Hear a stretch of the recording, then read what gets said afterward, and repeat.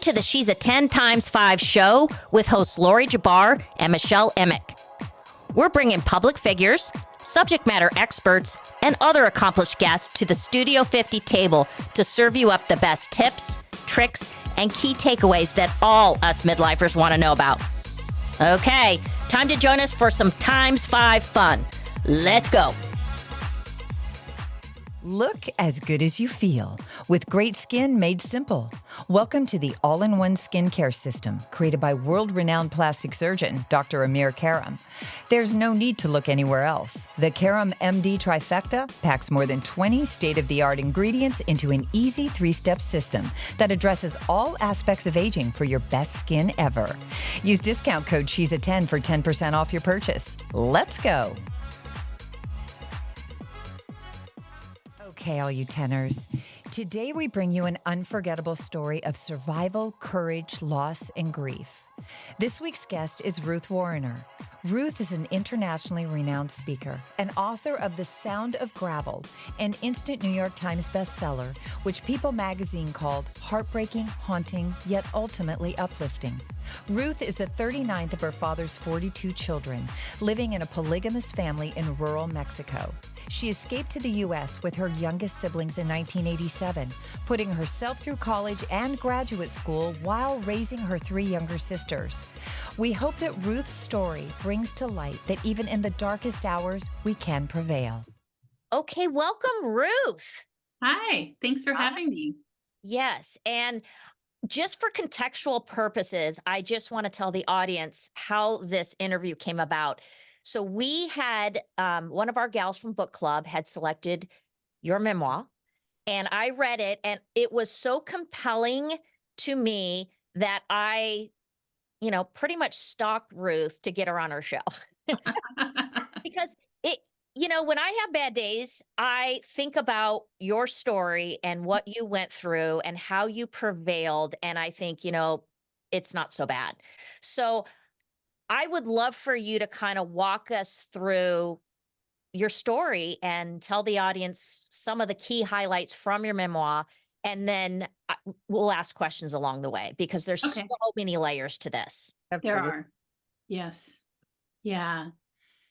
I was born in 1972, actually in Mexico, in a colony that my grandfather and father started on the basis of making it a safe haven for polygamous families to move to. Because it was right at the time when they started it in the 40s, it was, polygamy was illegal. The modern day Mormon church wasn't talking about it. So they set this colony up, Colonial LeBaron, where I'm from, excuse me, as a place to continue to practice their religion, ironically, as a place for religious freedom or for their religious freedom.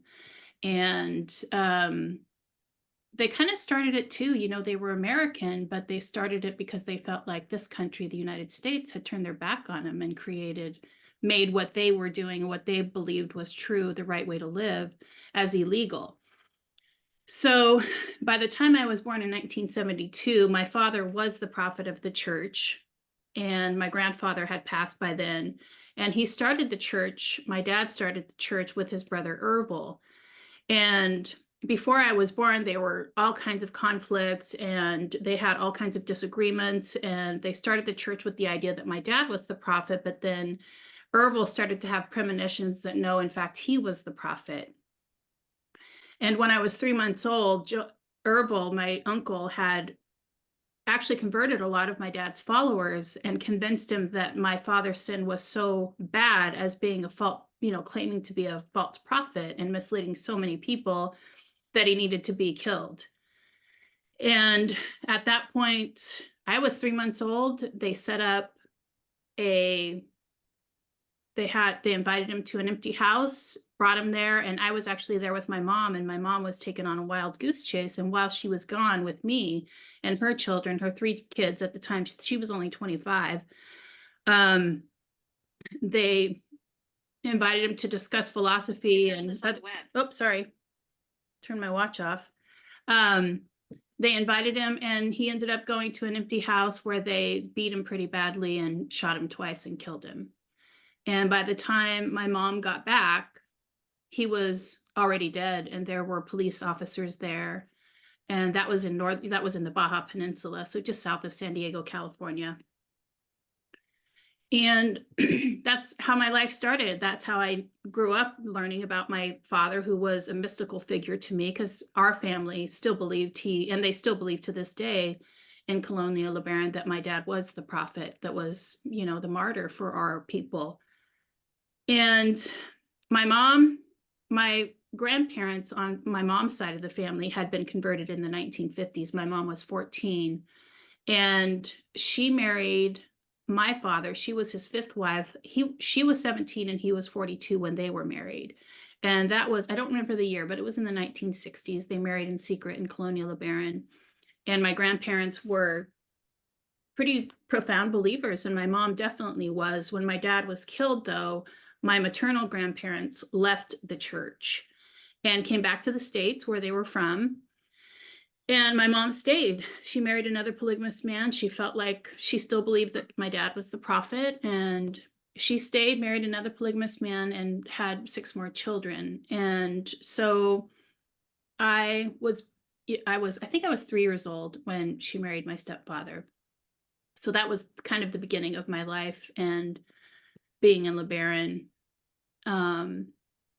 And my stepfather was pretty abusive, but we can get into that, when we're ready with that part of the story. I'm not sure how far you want me to go Well, at this point. let's start with this. One of the things that was so tragic to me as I read was the poverty, the conditions in which you were Right. living were just, no running water, no Right. electricity, and Mhm. you keep reproducing and bringing children into the family, and that was rather shocking to me. So kind of Yeah. give the audience an idea of what it was like to live in those conditions, because that must have been brutal. It was brutal, and I didn't realize it at the time because that was what I knew and that was my life. But a big part of what my dad preached and what fundamentalist Mormonism preaches is that you don't practice birth control, because our purpose as women and as people is to reproduce. So any type of birth control was considered a sin. So this was a pretty profound belief, and people just didn't practice birth control. And my mom was definitely somebody who believed in that as well. So she had a baby about every other year.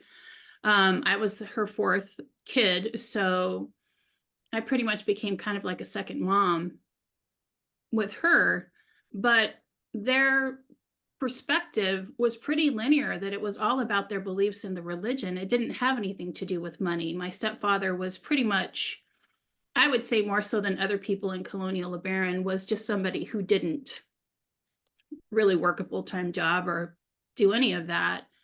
And my mom, excuse me, my mom always told me that she was happier being married to my stepdad than she was my real father, because the prophet of the community, had 9 wives and 42 kids by the time he died, and he was 49 when he was killed.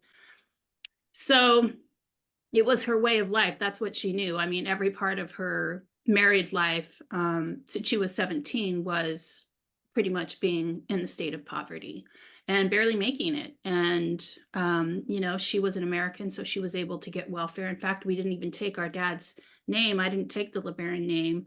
I took my mom's maiden name, because she could collect welfare in the States and, not say who the father was, say she didn't know who the father was. And that's pretty much what she did. And she had 10 kids. So, back in the 70s, you could still get away with that kind of thing. 70s and 80s, you can't do that anymore. But so yeah, I think it was such a simple life, that we did end up getting electricity when I was 8 or 9. But it was such a simple life that you learned to play. You didn't have a lot of stuff. And I was super excited every time my mom brought a new kid home, because that was my life. That was the exciting part, to welcome little babies and help take care of them. So that was, what we did. And you, correct me if I'm wrong, but you spent a period of time where you went to the States to stay with your grandparents and then came back. What was that adjustment like? Because they weren't living in poverty, correct? They were basically, no, they were not. They both worked. They were a middle-class American family, had a 3-bedroom, 2-bath house, ranch-style home, in Central California. And that's the part of them, my life with them, that I remember the most.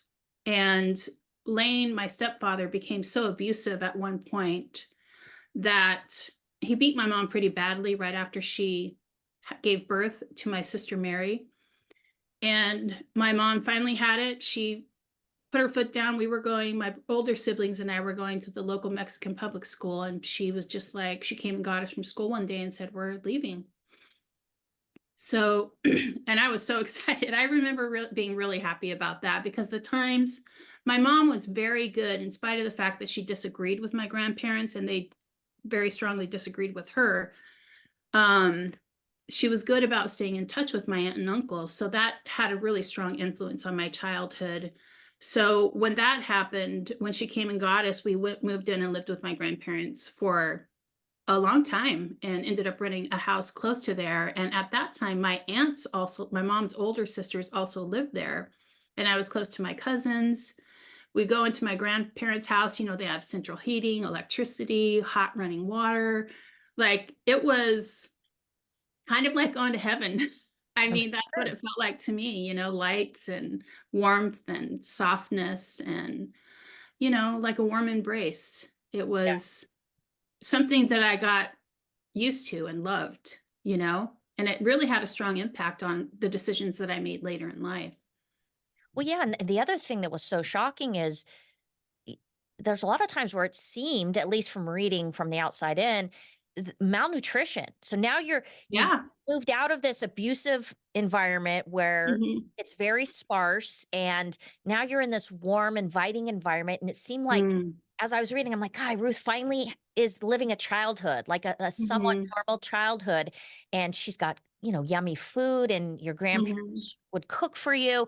So Hmm. it was so shocking that your mom would decide to go back to the way it was. That was shocking. And I think it was just as shocking for me as a kid. Like, I didn't realize, but my stepfather had started to come around. We lived there for about 2.5 years. I went to the first and second grade there. And I didn't realize he was coming back around. And so it was a shock to my system that they basically were getting back together, unbeknownst to my mom's sisters and my grandparents. And she ended up pregnant again. And, she was a single mom on welfare. She had 3 special needs kids at that point. To your point about the poverty and the malnutrition, it definitely impacted our family and our development in the womb. And so, my oldest sister is schizophrenic and bipolar, and she was already showing signs of that when we were in Central California. And she ended up being hospitalized before we left again.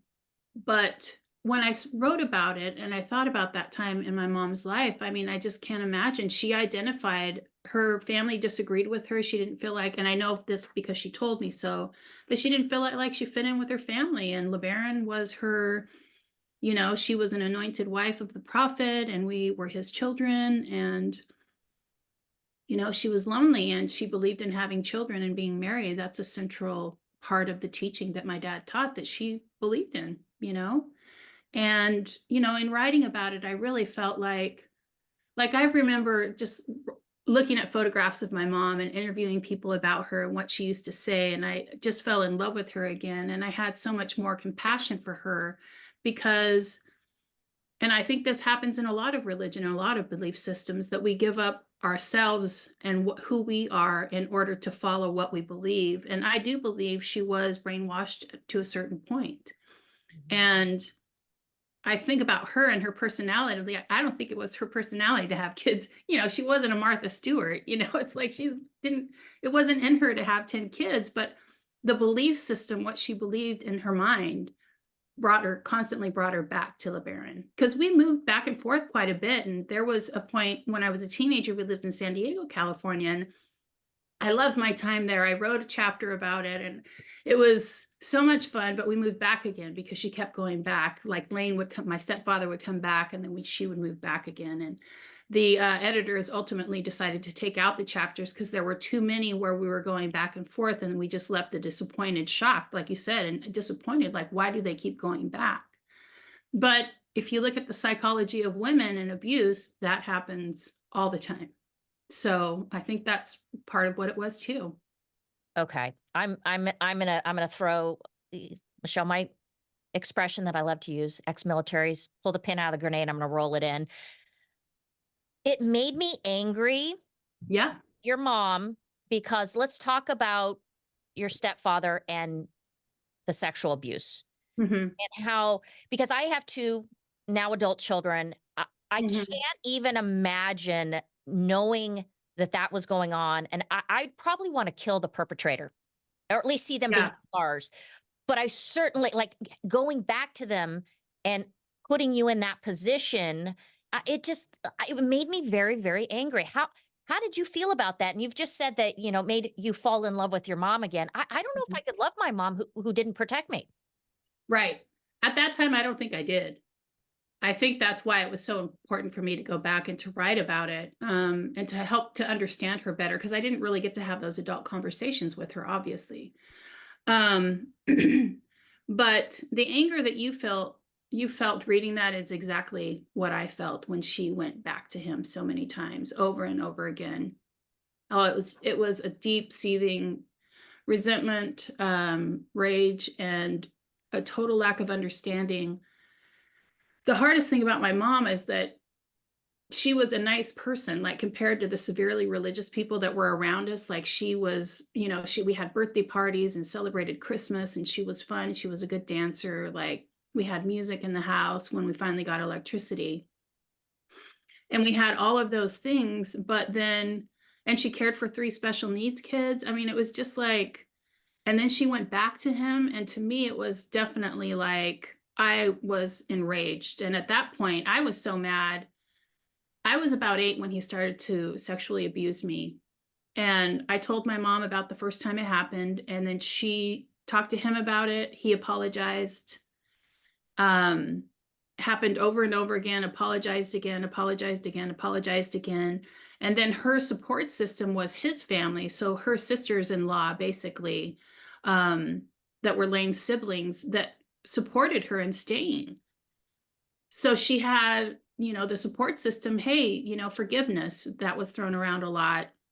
And I've had to, as an adult, completely redefine my um, definition of what forgiveness is. It's obviously not putting kids in the same place as a pedophile. Like that is not what forgiveness is. It's just like, so yeah, I mean, I still get angry about it. And I still, like, I have the PTSD with what goes on in this country about what people put up with and what we hear in the news, and everybody's okay with it because it's their person.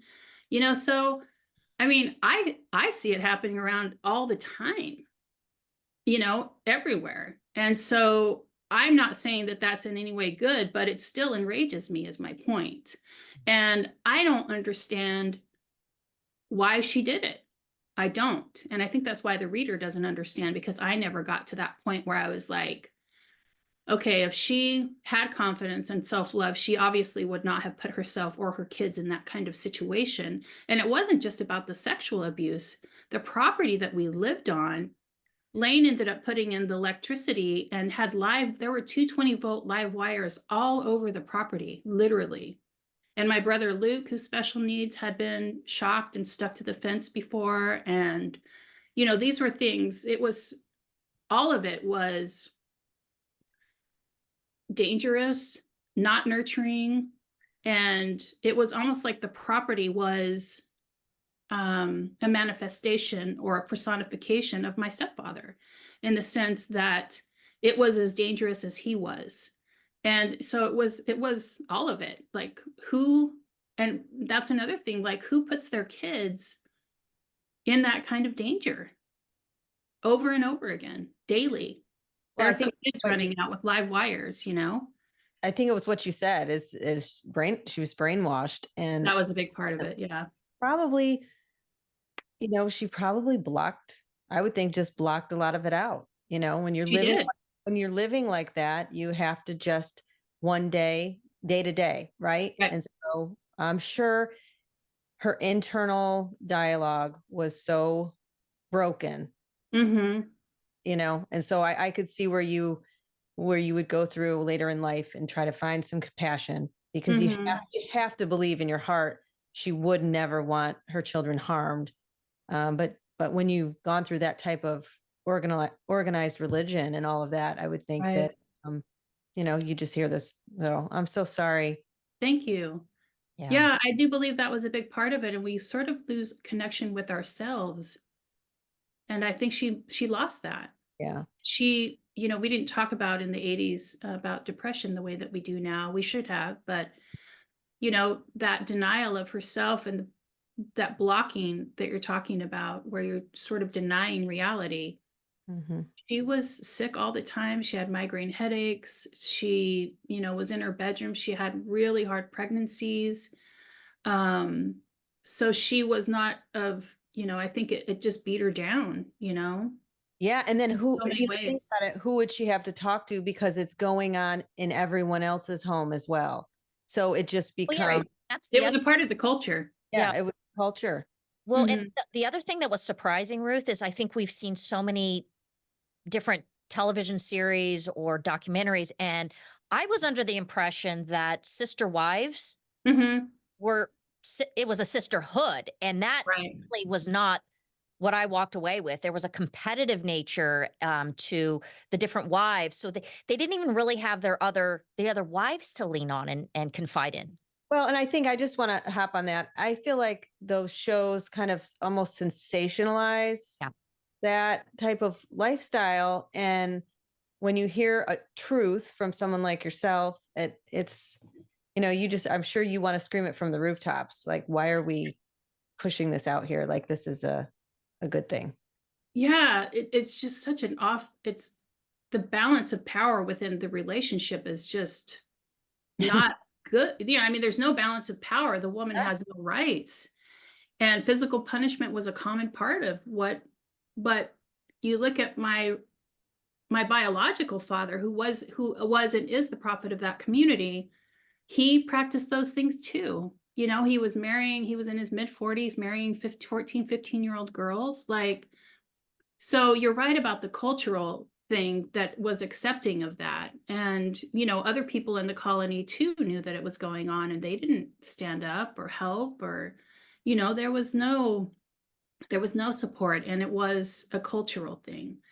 And I can't read very many memoirs. I have read a lot of nonfiction about polygamous stories, and it did help me. I did a lot of research when I was writing the book. But like Big Love, that was popular in the 90s and early 2000s, like that was there. It's like you can't marry 5 women and have 50 kids and live in wealth. You can't do that. Like, on the average, you might have some wealthy guys that can do that, but that's not reality at all. And one of my half cousins or second cousins was in, excuse me, the other Sister Wives documentary, I think, that was on. I tried to watch it a couple of times, and I was like, this is bullshit. Like, Yeah. this is not, where this man's just off flirting and getting younger women and having all these kids that the women have to do everything for. It's just like, that's another thing that was so absurd about the situation and hypocritical. You did all this preaching about men and how they were the ones you needed to obey and submit to, and they weren't supporting their families. Yeah. It's just like, it's just It was the women supporting their own kids, and in some cases the men with those welfare checks. exactly. And my mom used to help my stepdad with her welfare checks, because my stepdad had Mexican wives too, that she, not all the time, but sometimes helped. So I wouldn't say that she supported them by any means, but that's how she raised and supported us. So yeah, it's enraging. The hypocrisy it is enraging. And I think that, my idea about compassion was that I left so abruptly and ran away with my little sisters that I never had the time to really contemplate what happened in my mom and her situation. And I was angry, and I still am angry. Like, I haven't reached this moment of Zen where I'm like okay with it all, like, not by any means, but just realizing the good that was there as well, the good that she gave to us, and that she, like I said, like, I even have my half brothers and sisters of my dad's kids that were born to his other wives, and they're like, your mom was so nice. Like, I want her to be my mom in heaven. Like, my mom was, their parents were abusive and cruel, and while my mom was obviously neglectful, it wasn't like we were constantly being beaten and read to in the Bible and things like that. Like, I tried not to write too much about other people and their families, but in comparison, we actually had, and especially because we had our family in the States, that there was a break from it all. Mhm. And she brought those American traditions to the family that I've continued with my younger sister, brothers and sisters. And so, yeah, recognizing the parts of her that were good. Absolutely. And she was part of saving you because Oh, of that. absolutely. Yeah. Yeah, absolutely. So let's talk about another tragic event. So we have, you're living in poverty to some degree. Mhm. You have you lost your father who was killed. Mhm. Your stepfather is sexually abusing you and abusing your mom. And you're kind of going back and forth between the States and Mexico. And then this horrific event happened. And oh, by the way, you lost one of your younger siblings, Mhm. Mary. Yeah. Mhm. But it was at a point where, when you're sitting on a sofa and you're reading a book and Mhm. you're just like, I just slammed the cover down and I'm like, I can't even believe that this just happened. And that was Yeah. when you lost your mom and your neighbor and your younger brother. Can you walk Mhm. us through that? Because I don't know how you recover from that. I don't know that I I mean, I'm laughing nervously, not but I don't think that you do. I think I've learned to compartmentalize that type of trauma and to keep it separate from the rest of my life, and it does bleed out into other aspects of my life all the time. Yeah. Um but when we did get electricity, I don't even remember the year. I was 8 or 9 years old. We also got an indoor bathroom about right that time. Um, and my stepfather, who was not an electrician, um, set up the electricity. He hooked wires up to the neighbor's electricity and brought it to our house, and then took that electricity by burying wires underground to my mom's sister wife, his first wife. And, we knew there was danger, but it was kind of like, there was literally, you walked outside the door and on the left of this square cement slab is live wires coming out of the ground that we used to hook things up to. The transformer to the right that we used to watch close, we had to put a board over puddles so that we wouldn't get shocked when we stepped in it. So it was all around us. But the fences never had electricity. They were barbed wire fences that were not grounded, and they had wooden posts. That's how they were dug into the ground. But my stepfather, along the ditch that we watered our property with, we were surrounded by alfalfa fields. So it's basically the irrigation system that he buried the wires along. And they weren't buried deep enough. Again, he didn't really know what he was doing. And the wires weren't long enough, so he attached them with electrical tape, like that black plastic electrical tape. And most of them were surrounded by wires, but there was a bare wire that was covered with electrical tape. And it was in the middle of July, the 10th of July, 1987. We had a big storm the night before, and that tape had washed away from that, and we didn't know. And my little brother Micah and his stepbrothers, my stepbrothers, his half brothers, my mom's sister wives' kids. We babysat for each other's kids all the time, and they went out early in the morning, probably 8 or 9. It's a sunny morning, but it had been raining all night, and so they wanted to go swimming. We're all getting out of bed, and they're running around. These boys, all 5 and 6 years old, 4 and 5 and 6 years old, want to go swimming. So they went out, and my mom was still in bed, actually reading and nursing. My youngest sister, Holly, was only 5 months old. And I went into the kitchen and started washing the dishes. And his brother, Alex, his stepbrother, he had a twin, and came running in, and he was covered in mud. And he's like, Micah and Lancito are in trouble. And I was like, okay, they're probably picking pecans or in somebody else's property or messing with their animals or something. So I walk outside, and he turned around and he said, they're being shocked. And I was like, okay. So at that point, I definitely knew that it was serious. So I started to run, and they were on the other side of the irrigation ditch that was along the front of my property, our property. I jumped over the ditch, and when I ran to them, I finally found them. They were, I don't know how many yards, a few yards from the house, and the 2 boys were already stuck to the fence. So I think what happened was they were wet and had nothing but shorts on, wet shorts. And they tried to cross the fence into our property and touch the wire below it. And because it was ungrounded, the entire fence was electrified with 220 volts. And so I knew that he was, my little brother was dead. But I started to call to my mom because I knew that I couldn't touch him because they didn't even have clothes on, And I started to call for my mom. I saw her run out, and I just remember telling her that Micah was dead and that not to touch the fence.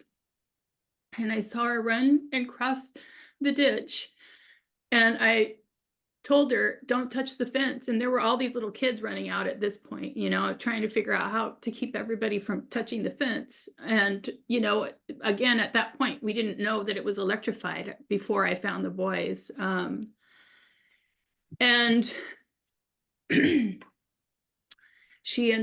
her glasses fell off, and she ended up tripping and literally just falling right onto the fence. And I ran to her, and I tried to pull on her to get her off the fence, but I didn't have the strength. I was 15 at this point, and I finally grabbed the bottom of her shirt, and it ripped all the way up to her armpit where the seam is, where it was a little bit stronger. And that I was able to leverage and pull her off the fence. And the electricity was pulling her towards the fence. And when she fell, she was still alive, and she had blood across her forehead where one of the barbed wires had cut into her forehead. And she was still alive. I didn't know what to do. We had no telephones, and I started screaming for help and trying to get the rest of my family away. I had no idea where to turn off the power or what to do to take to turn the electricity off. Gave her mouth-to-mouth resuscitation. I was trying to do what I could. And she was moaning. She wasn't saying anything at that point, but we finally, after a few seconds, the neighbors hired workmen that helped with the property. They were Mexican men, came by in a white pickup truck.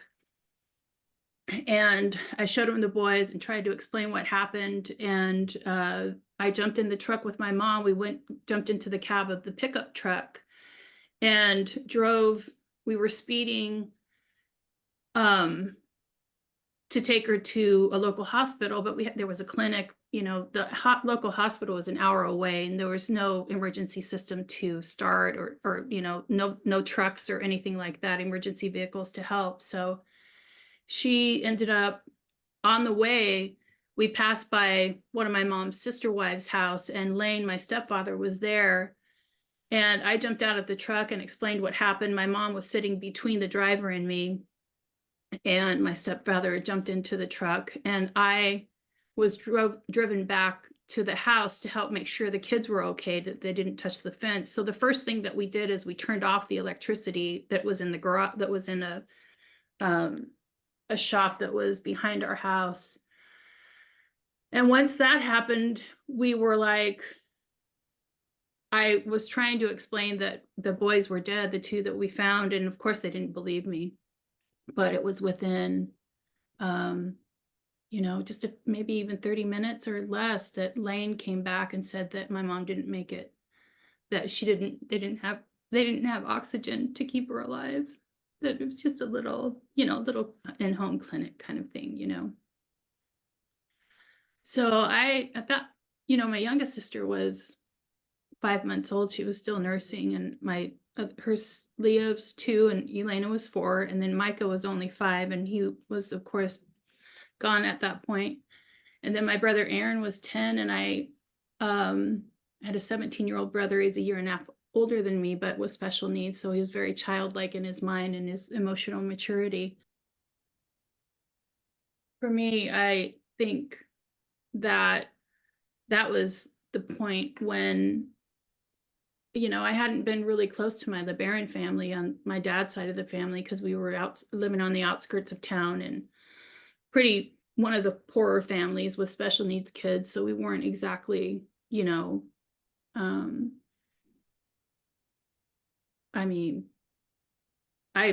siblings barely said hello to me when I walked, my half siblings on my dad's side. It's like, so I didn't know that side of the family. And my stepfather, within 3 months, we found out that he was abusing my brother, who was 17, a very mature body, and still with a child, and like a child. And Luke came and sat with me, and they had been on a trip, and my stepfather was like, he kept wanting to take my little sisters and to work with him in the mountains. And I was like, dude. And, at that point we had found out that he'd have been abusing all kinds of kids all over, all of his stepkids, daughters. And I just assumed that he wouldn't abuse a boy just because of the way I was raised and what my mindset at that time. And so he wanted to take Elena, who was only 4. And I was like, there's no way you're not taking her anywhere. Like, I know who you are, like everybody else. And even my mom's sister wives, my stepmoms, whatever you want to call them, was like, you need to get over it. Your mom's gone. Like, he's not abusing kids anymore. You need to forgive him. So my mom was at the same mentality that everybody else there was about my stepfather and what he did.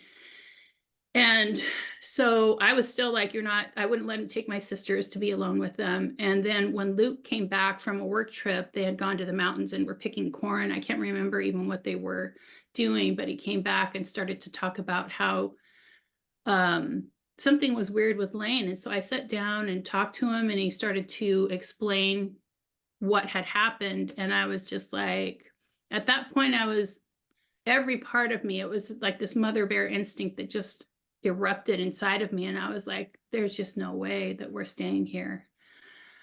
I called my brother, who was working in San Diego, my older brother, Matt. He had just gotten married. He was only 18. His wife was 17 and already pregnant.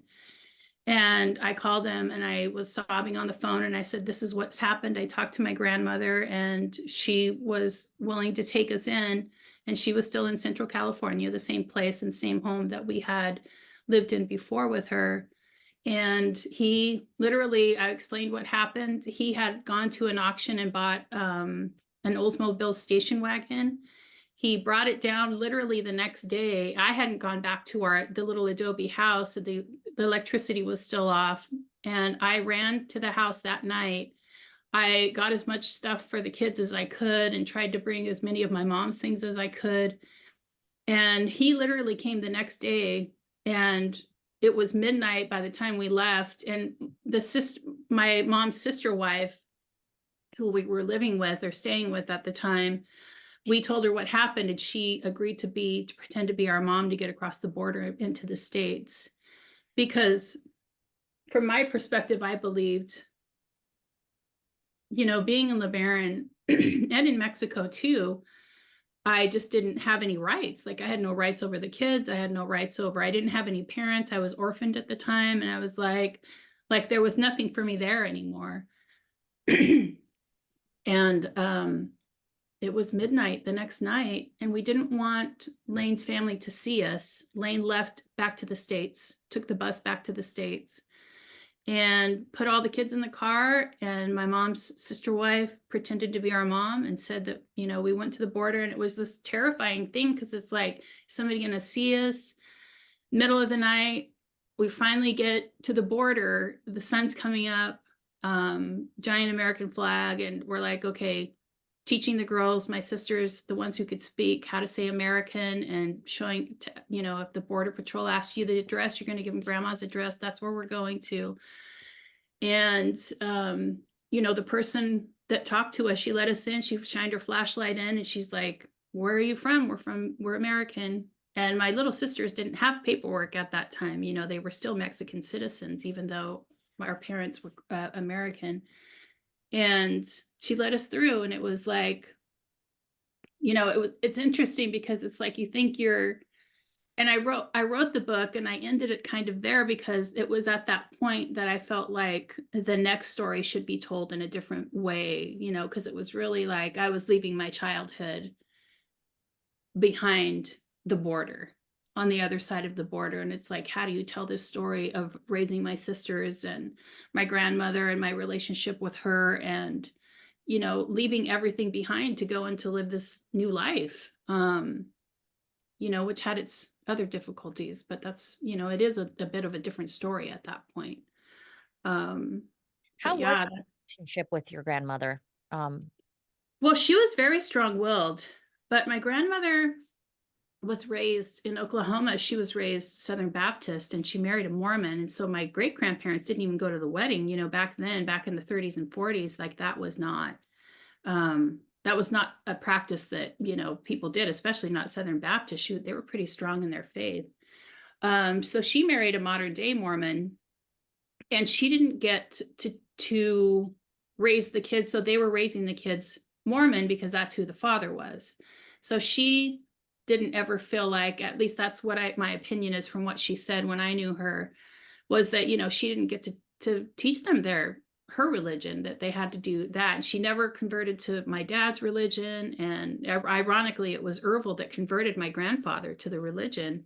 And he ended up becoming a mass murderer. So that was going on simultaneously while this other stuff was going on. We had this mass murderer that was threatening our colony and killing people all over the country, Mexico and the United States. And so that was going on too. And it was just like, so my grandmother was like pretty bitter about it, and understandably, because she really didn't have a voice.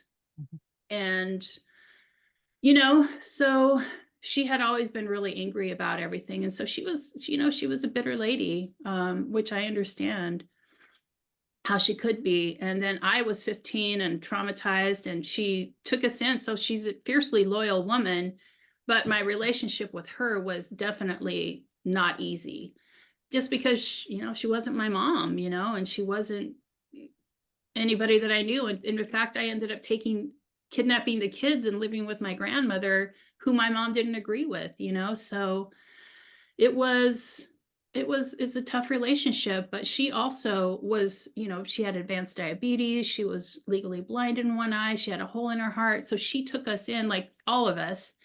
And my aunt and uncle helped with my special needs siblings, my brother Luke especially, who they still help care for him actually to this day. But yeah, so I mean, it was just really a hard situation. And plus I left everything, behind, all my siblings, everybody, any kind of fun life that I did have. And I stayed home and took care of my sisters and took home study classes and stuff because my grandmother wasn't well enough. So by the time I was 19, we actually lived with her for 4 years. My brother Aaron and my 3 youngest sisters and I lived with her for 4 years. And she just got to a point where it just wasn't going to work out anymore, because she didn't have the right kind of help to take care of us. So I had to make a decision at that point. I was still pretty intensely, call it trauma bonding or whatever, I still had an intense need to make sure that we were safe, that we were going to be okay. My stepfather actually came and said we kidnapped the kids. We dealt with the police, went to court. I mean, it's a whole nother story. But then when the judge gave out his decision, my stepfather didn't even show up. So by default, it went to my grandmother. So she got custody of us. And we were What happened to Lane? So did he ever try to get the children back, or? He did try, and we did go to court. And then we did, and I testified against him in court, which was, I think, a good thing very healing for me. I was still 15. It was within the year of my mother's passing. And so we were actually really nervous about him getting custody or even partial custody, because if he had partial custody, he would take him across the border and not bring him back, you see? So it was very, very important that he didn't have visitation rights without being watched, so unsupervised visitation. So yeah, we went to court. My grandmother hired a lawyer. My great-grandfather, who also lived in the same Central California area, helped her pay off her house, so she paid off her mortgage, hired a lawyer, and we actually asked to change judges because they had been sympathetic. Some judges had, in other cases, been sympathetic towards the father. And their perspective, our counselor's perspective, was that, hey, it's hard to take a natural father's kids away from him. And so we were worried that, we weren't going to get custody. My grandmother was older. And so my mom's youngest sister at that point got custody of us as well. She had 4 kids of her own. So she had her own life and was not able to, we weren't able to live with her. But living with my grandmother, so they both got custody. And, especially with my grandmother's health, we were afraid we wouldn't get it. But then when the judge gave out the order about who would have custody, Lane wasn't there. He didn't show up. So within a 10-year period of me working and making sure that my stepdad wasn't around, when I was 19, I moved into a farmer's home administration loan and lived on my own. I ended up raising my sisters in Southern Oregon. But at that point, it was like, his first wife always stayed with him, and she didn't believe me. She thought I just didn't like him, but then her kids ended up being abused, and she eventually left him, and he was still abusing kids, and never went to jail. When I testified, my thing, they couldn't put him in prison in California because the abuse had happened in Texas and Mexico. So the lawyer would say, was there an instance here in California? It's like, no, he never abused me in California, So there was nothing the judge could do. They didn't have jurisdiction over the situation. So I would have to go back as a 15-year-old to Texas, in El Paso, to give my testimony. But obviously we weren't in a position to do that. And he was free, and he abused a lot of other kids and married younger women and had more children. And all within, I think it was about 20 years after my mom died. I don't remember the year. I'm going to say it was like 10 years ago that he was driving alone. At this point, he was homeless, living in a camper. All his wives had left him.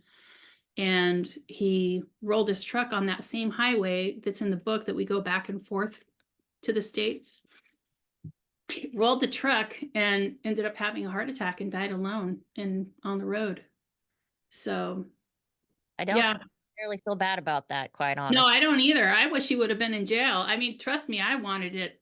You think about just the tragedy of all of it, not just the sexual abuse, which was horrible. It's just all of it, it was so neglectful. We weren't safe. Our basic human needs were not met. But you know what? Hearing you tell the story, and thank you so much for your vulnerability through sharing with us, through your writing. But you are one strong woman. And the other thing I want to say is you broke the cycle. I mean, look at what you did. You changed the trajectory for so many. So thank you. Yeah, Yeah, I think I did definitely for my family. And I absolutely. think it's, through authentic storytelling, through to all of us telling our stories. And that's been a huge gift for me to be able to have that kind of life and then get to a point in my life where I was able to get published and to tell, write and tell my story. It took me 5 years of writing before I even brought it to a publisher. But one huge blessing that's been really good for me, and another opportunity here to talk to you all, is that I've probably been to 70 book clubs and talked to women, and they've been in this book club for 10, 15, 20 years. And I go and I meet with these women, and then they start to talk about real things like that really matter, and they start telling their stories, and their friends that they've known for years. It's like, I didn't know you were abused. I didn't know that you grew up in poverty. I didn't know that you had to leave your first husband because he was beating you. Like those kinds of conversations have happened over and over and over again. And that's what's so important about what you're doing, but also about me and us telling our stories, is that we allow others to do the same. And it's been incredibly healing for me, hearing, telling my story, but also hearing other people's stories, and knowing that we're all kind of in this together. Sure thing. Everyone has a story, and we're all connected. And thank you for sharing that, because that's where the beauty is. I mean, you think It about is. going out and to hear other people and sharing Mhm. that, because we are all connected. So We are. to hear that, you're amazing. You are Thank amazing. you. And I said it at the top of the show. I was so moved with your story, and your strength. And Mhm. and as we said, I mean, Ruth, you and I have talked about it. I've gone through some very tragic things, but Yeah. I really do, when I think my life is crap or things are hard, I do kind of go back to someone like you and say, okay, if they can move forward, I can too. Oh, Absolutely. well, that's good. Thank you. No, I'm very, very grateful that you read the book, that people willing to read my story, like who am I? So thank you so much. I'm glad. I'm not glad that you go through hard things, and of course they are still hard. But yeah, to lift each other up and to encourage each other, and all those things really make a difference, and they're important. Sure are. Okay, where can people find you and your amazing book? Well, I know I'm still at Barnes and Noble, and I know I'm on Amazon. Um, and I think I'm still at some indie publishers, but not as many as I was when the first book came out.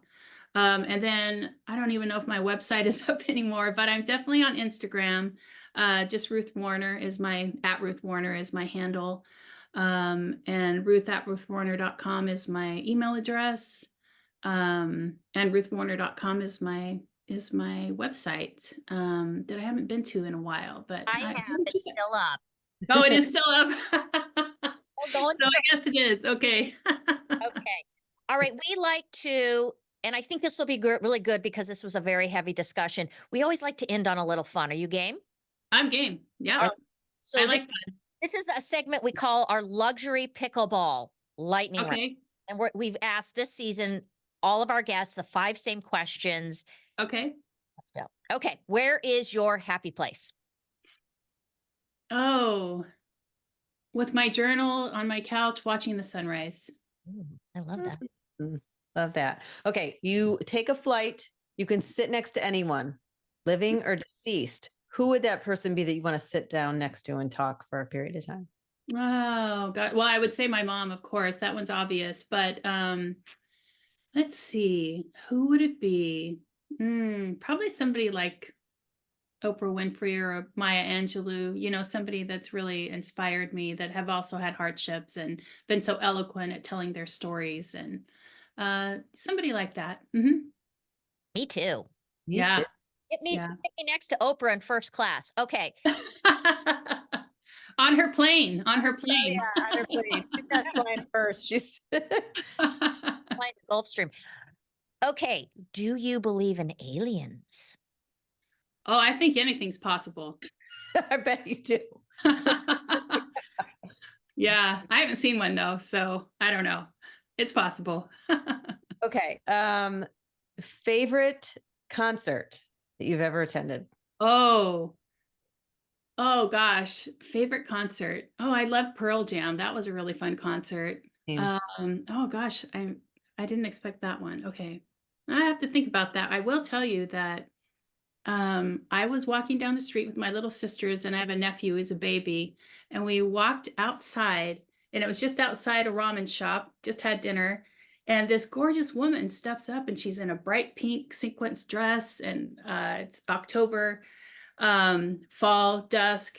And I was just looking at her. I was like, she's beautiful. And there's this dapper man behind her. And we brought up the conversation. And my brother's girlfriend at the time was like, oh, your dress. I love your dress. And she offered us this bowl, this crystal bowl filled with bright pink Hershey's Kisses, like, you know, the Valentine colors. And my brother, Aaron, my younger brother, was like, oh my gosh, those match your dress. And she said, oh yeah, thank you. And she's very gracious. And we walked away, and I turned around, and I was like, I think that's Lady Gaga. I thought And you it was her. were gift. Yeah, she's just sitting there on the street talking to us about, you know, her friend who Awesome. passed with breast cancer. So yeah, I got to meet her briefly. So I'd like to go to her concert, but I don't think I can get in. I think you have to be pretty serious about that. But yeah, probably Pearl Jam. That was probably my favorite concert ever. Where did you see them? I saw them at Clark County Amphitheater. So it was an outdoor theater in Washington State, Southern Washington State. Yeah. That's awesome. Okay, I cannot wait for the answer to this one. And this is going to be such a great way to close the interview. What would you tell your younger little girl self that you know today if you could?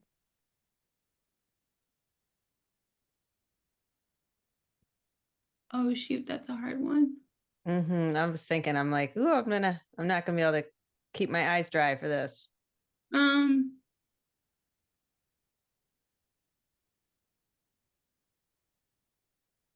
You're a rock star, Ruth.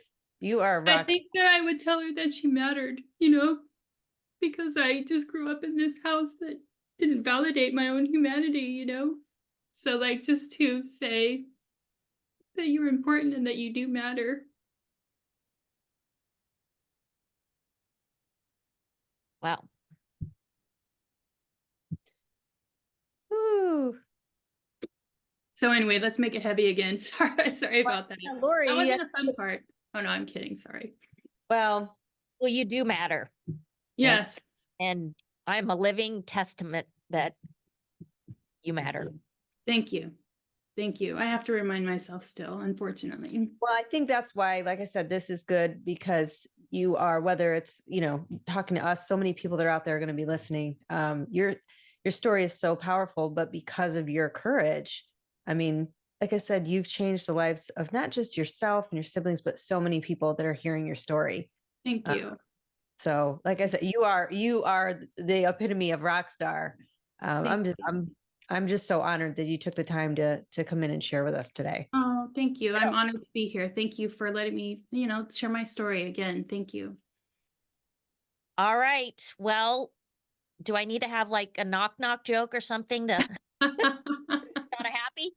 Thank you. Well, I want to read about your stories now. So keep writing, get them published. And I'm in the middle of the season now, but I have been dribbling my story on paper. So it's a lot of work. It is a lot. Yeah. So work. thank you so much for being with us today, Ruth. And thank you to our audience. I hope that they are as moved as Michelle and I were. Thank you. Thank you. Okay. Time. Are you looking for high-end pickleball equipment, attire, or even a luxe pickleball vacation? Introducing Luxury Pickleball, the curator of all products and experiences for your social or competitive pickleballer.